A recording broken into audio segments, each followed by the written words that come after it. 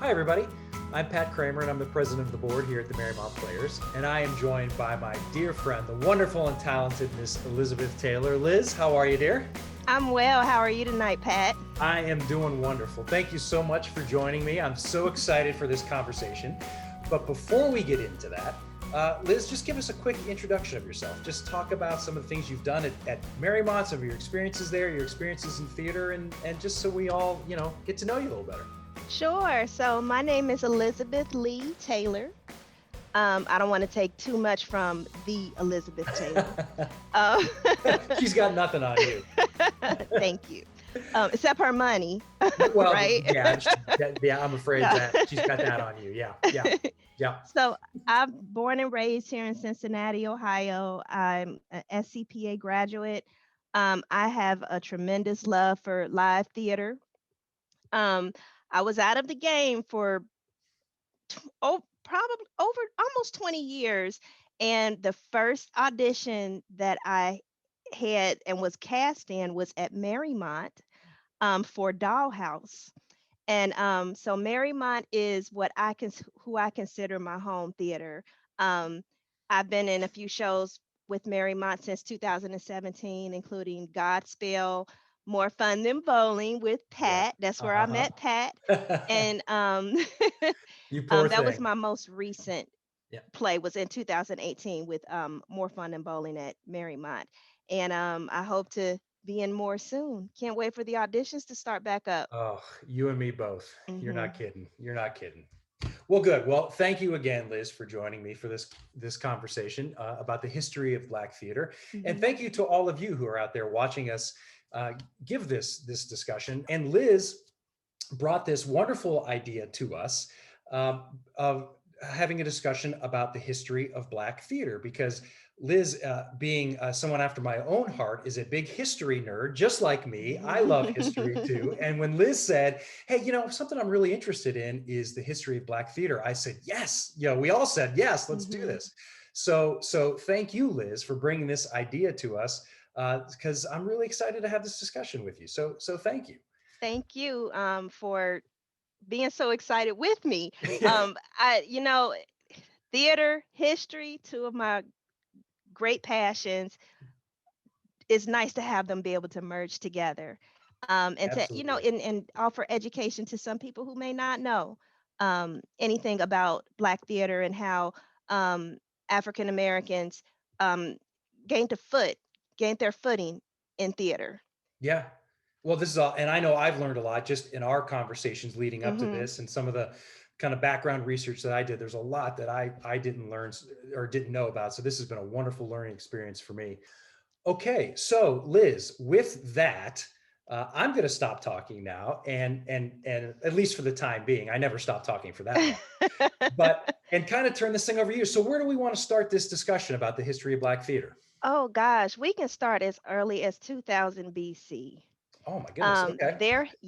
There has been presence of Africans in live performance since before Christ, or 2000 BC. African presence has been found in performance art and culture around the world. Um, there's a Hungarian critic and scholar, John Gassners, who outlined that the development of theater had its beginnings within the Asia Minor and Egypt as far back as 2000 BC again. Um, we can even go as far, if we speed up thousands of years later, there are African roots in Greek tragedies, like Shakespeare. Yeah. Okay. But I do want to make something clear. Funny story. When I was about 13, I saw my first professional production of Shakespeare. And I was like 13. I'm like, I don't want to go. My sister had scored some tickets to see Yeah. Shakespeare. Oh, And you're I'm like, I 13. don't, Like, yeah, who wants to go see right. it? I had read Romeo and Juliet by then, required reading in English. And I'm like, Shakespeare is cool, but I don't want to go. I want to like watch the facts of life and. So my mother was like, "You don't want to go?" I'm like, "No." She's like, "Girl, don't you know that Shakespeare, this is about a black man?" I was like, "What? Shakespeare wrote about a black man? Really?" So we're going to see Othello. Uh-huh. And but I do want to say this, that a common misconception about the Moor, that is actually a derogatory term. So Shakespeare kind of lost some points for me as I became an adult and I did a little bit of my research. The term Moor has no ethnic value whatsoever. In Really? fact, Moor is a derogatory term that middle-aged Europeans would call Muslims of Arabic and African descent. So Shakespeare was using a term that's religiously wasn't cool, Yeah. but you know, you know, we got excited about it because we're this is a man of color. So we're like, oh yeah, I'm like, yeah, I'm going to see, let's go, Karen. Let's go. We can go see this about Shakespeare. Let's go see Right. Othello. But just know the history a little bit, that Right. he wasn't necessarily black. They were calling him a Moor because he was Muslim, more than likely Muslim, Interesting. and which is a derogatory term for our Muslim brother and sisters. So with that, some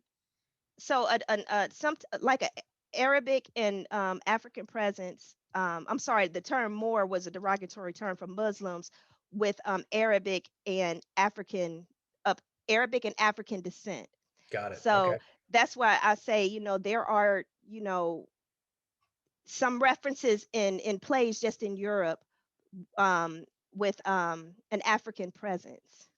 So we're going to jump ahead to the United States, though. And the United States is a fairly new country, It really when is. compared to, Yep. countries around the world that can Absolutely. trace back to, thousands of years, um, BC. So with America being fairly new, um, just imagine how new the African American theater is. So the first American play I read was produced in the mid 17th century. And even then, the earliest Black character um, introduced in an American play was in 1769 in a play called Padlock. Unfortunately, this play kind of it was kind of the beginnings, the infancy of the minstrel, Yeah, which we're going to jump into minstrel. Yeah, here in a little bit. Yeah, yeah. absolutely. Absolutely. So the play Padlock introduced a character named Mungo, who was a West Indian slave, but he was kind of a clown, buffoon, type of thing. And though Black characters were introduced around this time, they gave a Black actor, if they used a Black actor at that time, little choice in characterization or authentic characterization. Sure. Yeah. I So, mean, they weren't going to have some really meaty, weighty character to play, a Black right, actor at that time. Yeah. right, being considered an inferior race or and culture, African culture, they definitely were not going to give any substance to a character of color Right. at Right. all. And so that's why I said it's kind of like the infancy of the minstrel, which we will be discussing a little bit later. Yeah. So the origins of Black theater in America can be traced back to the slave trade and the continuation of African performance traditions. So some of these traditions included the telling of folk tales that that the slaves carried with them from their homeland, and they continue to pass it down to their children. So it's folk tales, songs and dance, like the ring shout. So African slaves, they held on to these traditions, and in their time, when they had some free time to explore it, they would perform it for each other and as a family, and they had observers who didn't really understand it, Yeah. who didn't want to understand their traditions. Um, And there are several accounts of, slave owners commenting on this type of stuff, like the ring shout. The ring shout was practiced by slaves, and and is a religious custom, um, with Christianity being, mingled in it, with African elements. So, as enslaved people adopted Christianity, the ritual became more a profound effect aspect of, the Africanized Christianity that they practice. So drums, and in fact, even then, they didn't have the freedom to do what they want. So at one point, drums were prohibited. So the singing, for while they were singing, so that's when the hand clapping, um, started, Interesting. and it Okay. eventually kind of turned into what we know as the Holy Spirit in our Black churches. So it stayed with us for generations and decades. So, so this was kind of, their ways of performance. Sure. It was traditional, but they held on to it, and they kept it up, and it's still prevalent to this day, in our churches, just in everyday life, Yeah. just in everyday life. Yeah. So, um, so with that said, by the early 19th century, there's kind of like what is considered the roots. The early 19th century is kind of the roots of African American theater. So that's why I can't really into this without mentioning the minstrel show. Sure. Yeah. Well, Okay. let's jump into that because that's yeah. Yeah. Tell us about the minstrel show and what that's all about because this is a really interesting topic and something that I didn't really know much about. I'm kind of ashamed to admit, Mm-hmm. and as I was digging into this a little bit for this conversation, just learned some really Yeah. fascinating and interesting and disturbing facts all at the Yeah. same It's some time. disturbing facts, Yeah. but I cannot, in good faith, talk about Black theater without mentioning it. Sure. Okay. Yeah. So the minstrel show is a type of show. It was written by, Caucasians, acted by Caucasians in blackface, which is basically a caricature of blacks. Um, these characters were created as racial, stereotypical characters known as Sambos, the Mammy, the Jezebel, Yeah. and they were performed by these white actors in blackface through like comedic impressions and parodies in song and dance for a white audience. Right. Sure. Okay.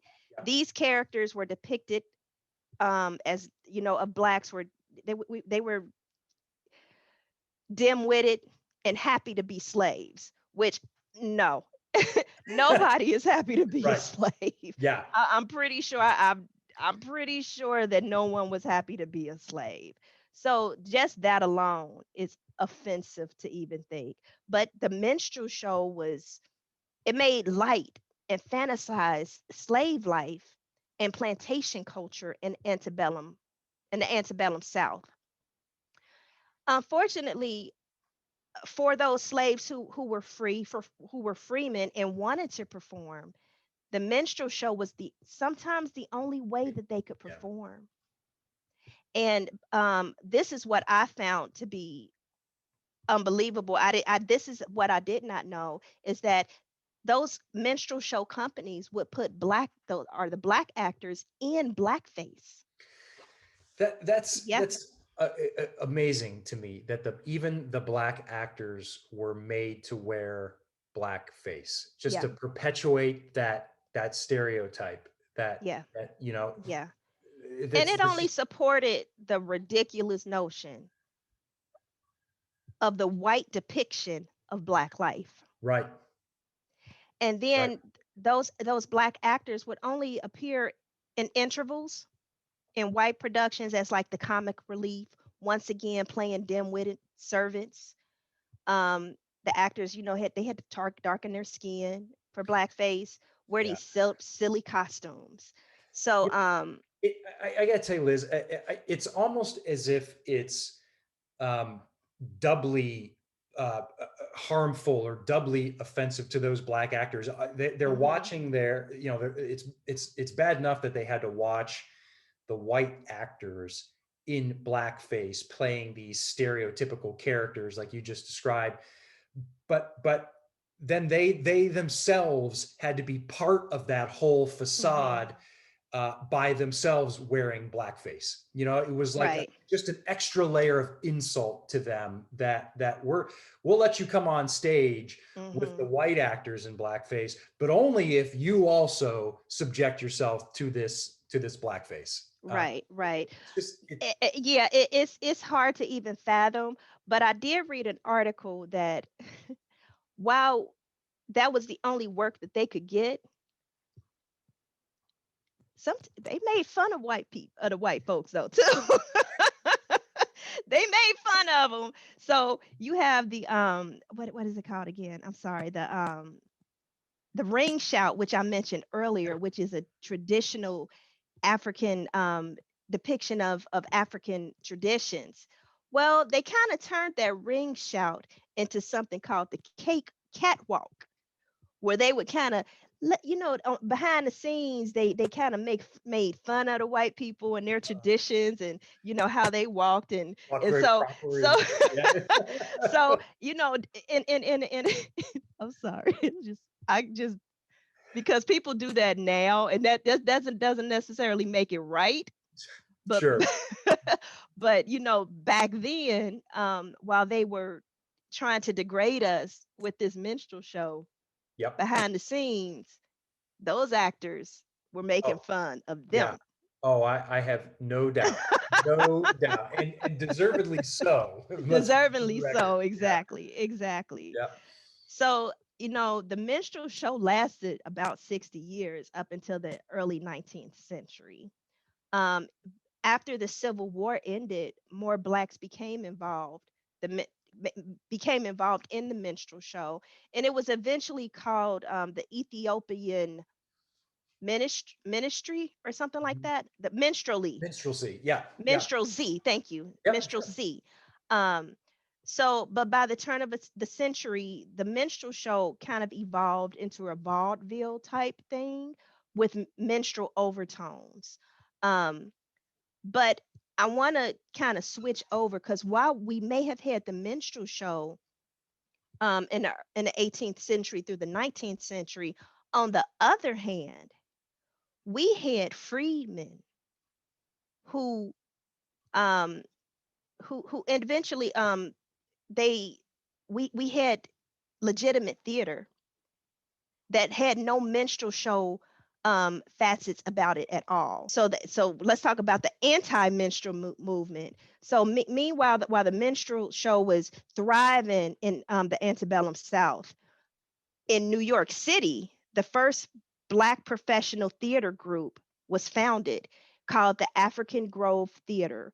It's also known as the African Company or the African Theater. And it was founded in Manhattan around 1820 Wow. by William Henry Brown and another freeman named James Hewlett. Now, William Henry Brown was a former steward on a ship. Okay. And he and Hewlett met each other, and they performed throughout the Caribbean, um, and eventually settled in Manhattan. So, and they performed mostly Shakespearean dramas. Now, that is a feat on its own because it was illegal for blacks to be able to even read and write. So these men were educated men who performed, and which is a feat all on its own during this time. It really I is. couldn't even find out where they became how they became educated. I couldn't, find where their sources were. Hmm. I do believe William Henry Brown was a former slave.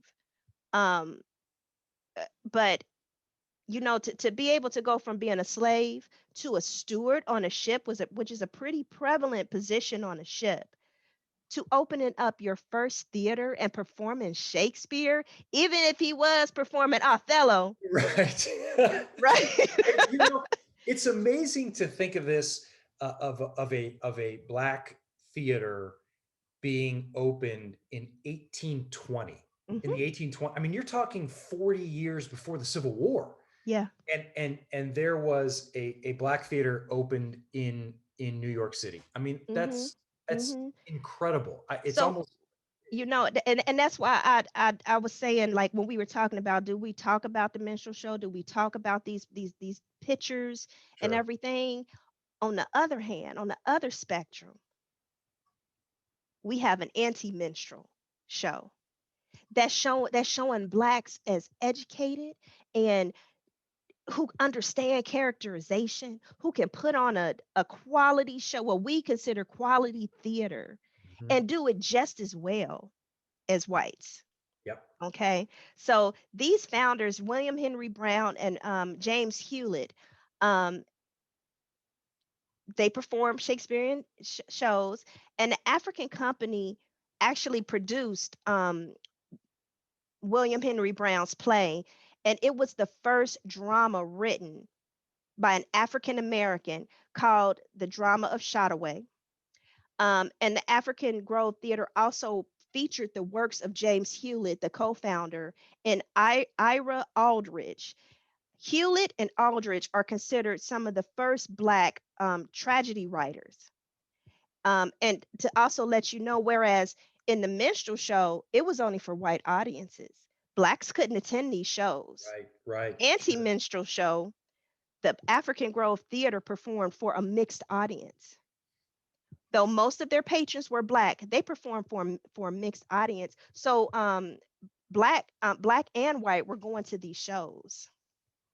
But as you know, as we you know, um, and it's not surprising that many whites in New York opposed the existence of the African Grove Theater, um, particularly a theater owner named Stephen Price.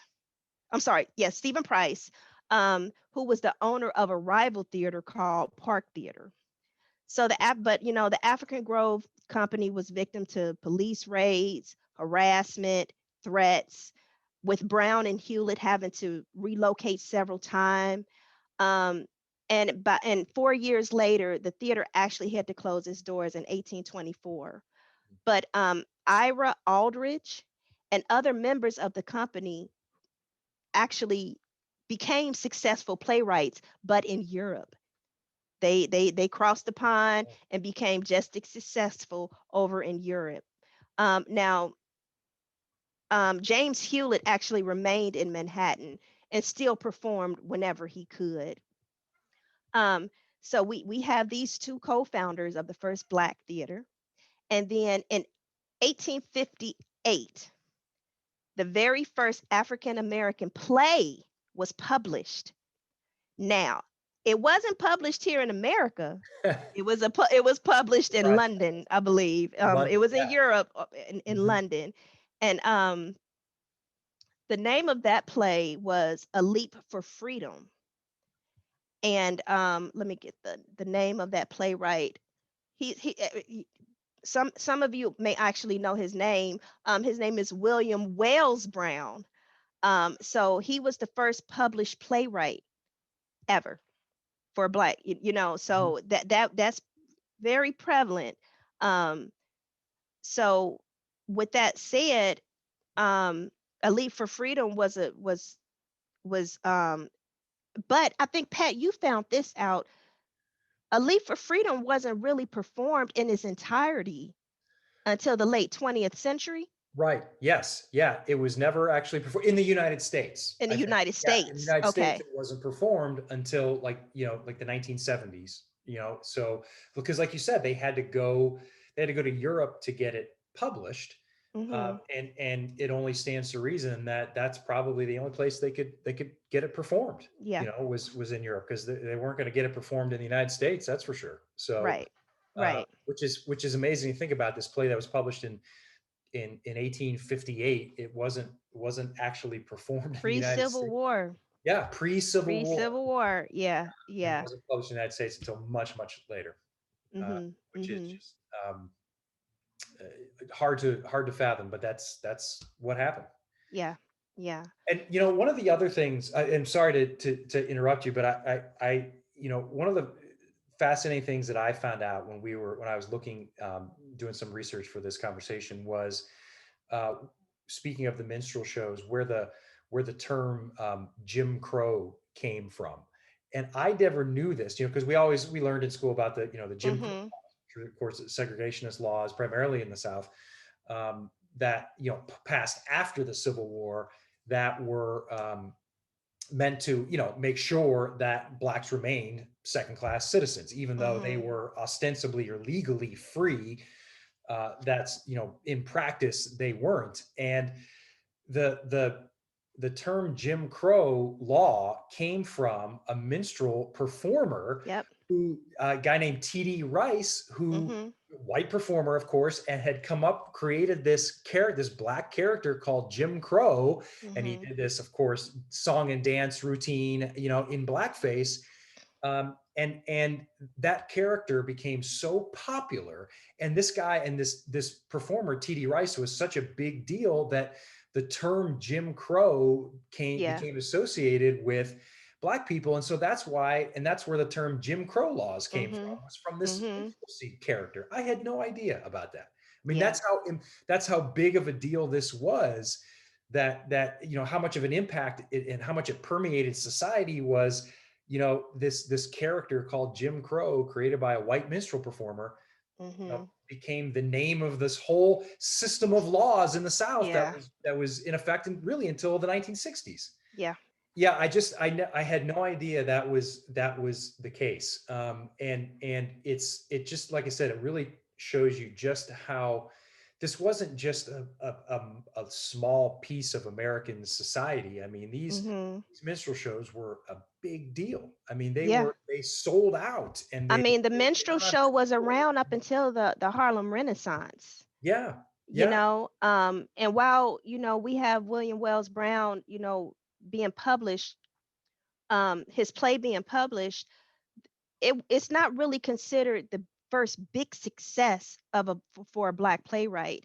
That didn't come until 1916, by a black playwright or dramatist named Angelica Grimke, and her play was called Rachel. And but what's really important about um, A Leap for Freedom and Rachel is that these dramas portrayed talked about racial discrimination. And it's a precursor. Rachel was a precursor to the Harlem Renaissance, as an example of both the political and cultural movement exploring African Americans' historical roots in this country. So not only was it entertaining, it had substance, it had history, and it was just an important. And once again, and while she was published in 1916, again, she wasn't published in the United States. right, right, She was sure. published by a London printing company. In fact, I'll tell you the name of these companies, because they gave these people a chance. Yep, gave him a voice. They Yeah, gave them a voice. Um, the Escape was published by Historic Publications, and they had an Afro American history series. So that's who did A Leap for Freedom, okay. or called The Escape. For Grimke's play Rachel, Cornhill Company out of um, out of London, um, Published her. published Miss Grimke's play Rachel. Okay. So about 1917, with the Harlem Renaissance, um, you have three plays for a Negro theater was performed on Broadway at Garden City and Garrick theaters, featuring an all-black cast.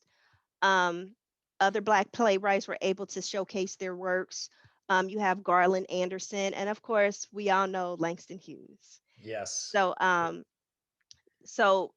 while we have the bleak reminder of the minstrel show, we also had um, the beginnings of Black theater.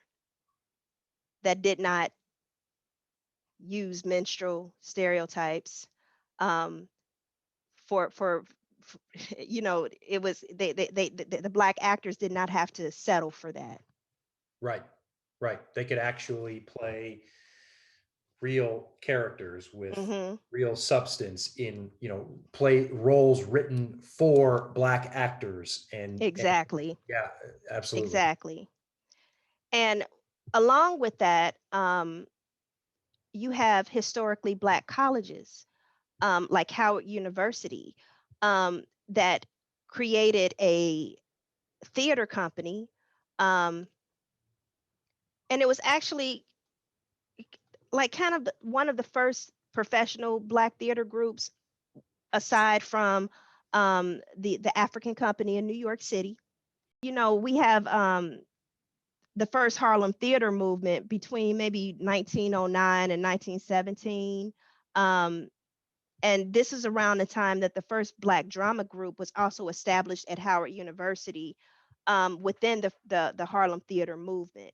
So, and it was just a group of students. They formed this college dramatic club, um, and it was financially successful. And it had a repertoire. They did a repertoire of productions that was very similar to the African Grove Theater in Manhattan. Okay. And they presented it rather, but what I will say, instead of kind of producing black plays or black written plays, they did present Shakespearean drama and other English works. So while Howard University did not, um, in the beginning, start out with plays about blacks, they did do other popular works like Shakespeare and English plays. It really wasn't until Rachel that the black drama really formed its roots here in America. Right. Well, and that makes sense that they were doing a lot of things like Shakespeare because Hmm. the catalog of shows for written for black actors with black characters probably was, as we've Virtually talked about, was non-existent. was virtually Yeah. non-existent. Exactly. So what else were they going to do? Well, we'll do Shakespeare, and Hmm. until that catalog was developed with shows like Rachel Hmm. and shows that came after that. So Right. Right. And I think that it's important to also mention the role that black churches also played into black theater. Um, PBS recently had a documentary on black churches, black churches in America. And, you know, we, you know, once, sorry, it gets kind of emotional just when I think of what they went through, how their rights were just infringed on, freedoms were infringed on. But once we were able to create our black churches, we had freedom, we had education. Our black churches provided us with education. It provided um, um, black actors and performers, musicians, freedom to express themselves on, through live performance. So it's not a coincidence that, you know, if that I was in the Christmas pageant at my black church. That's where it all started. The yeah, black churches provided that, like just like with the historically black colleges, like Howard creating dramatic groups for black actors. Black churches played a role in that as yeah, well. You know, along with education and and and and expression. We wouldn't have Medea if it wasn't for our black churches. There was a big start of plays being, traveled, like Mama I Wanna Sing, things like that in the early 90s. And it's like I said, it forlayed into Tyler Perry becoming rich.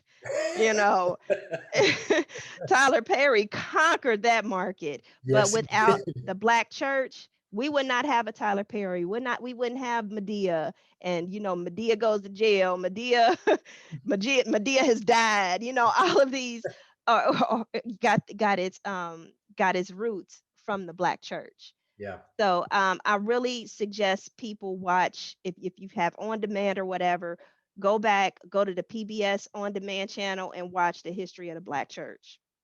It is so informative and it's so amazing. And I thank God for the Black church. Amen. Amen. So, it's this is a brief history. Yeah. But if you're interested, we'll have our links set up for where I got this information from.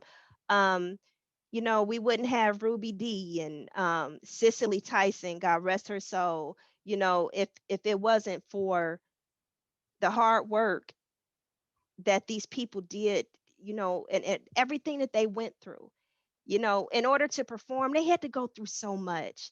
Yeah. The African company only existed for 4 years. 4 years. And at one point, I think it was burnt down. Somebody committed arson. Just so these Black actors and writers couldn't perform their craft, something that they were just passionate about. But their passion led a way for people like me, people like the Black actors that we know and love nowadays. The great Denzel Washington, rooted in theater. Yeah. Samuel Jackson, rooted in theater. Mhm. Once again, Ruby D, rooted in theater and during the Harlem Renaissance. So um, it was a long, hard fight. Um, they're still fighting, but making strides. Because I would have never thought that a Black man would play King Richard in Richard III. That was pretty much unheard of until I found that they were actually performing Richard III at the African Grove Theater. Yeah. So you have to, and this leads to more than just Black actors. This leads to Latino and Hispanic actors, um, Asian actors, South Asians. So it opens the door to the possibilities of all of these of roles that would traditionally go to white actors. Yeah. Someone of color can do this too, Yes. and do it well, do it very well. So I hope that this was interesting. I hope that if you're watching this, that you look up, delve more into it. But it is a history that isn't brought up a lot, and Yeah. I'm so happy to be able to bring it to light and sprout interest in it.